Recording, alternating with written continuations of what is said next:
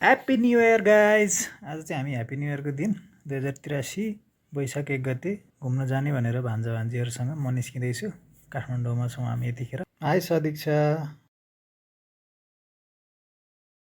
बौद्ध स्तूपको घुमघाम गर्ने भनेर हामी निस्केको छौँ आज। कस्तो हुन्छ हेर्दै जानुहोस् है त। यदि तपाईँलाई यो भिडियो मनपर्छ भने लाइक कमेन्ट गरेर सपोर्ट चाहिँ गर्न नबिर्सिनु होला। तपाईँको जीवनमा सुख शान्ति उमङ्ग हाँसो खुसी सबै छाओस्।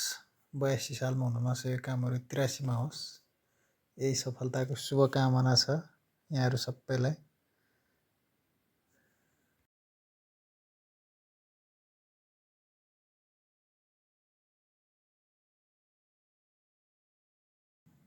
हामी चाहिँ बौद्ध चोकमा पुगिसक्यौँ यतिखेर। बौद्ध स्तूप आउन नजिकै छ। अब यहाँबाट हामी बाटो क्रस गर्दैछौँ।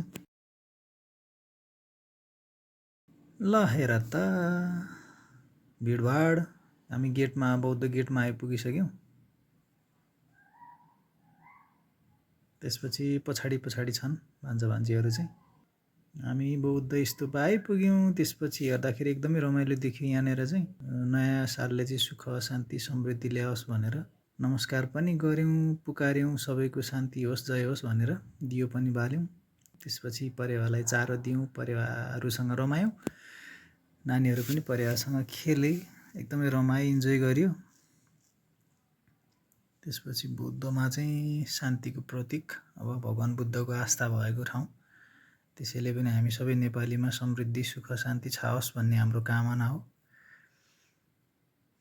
सबैलाई नयाँ वर्षको धेरै धेरै शुभकामना। ह्याप्पी न्यु इयर भन्दै हामी चाहिँ रमायौँ।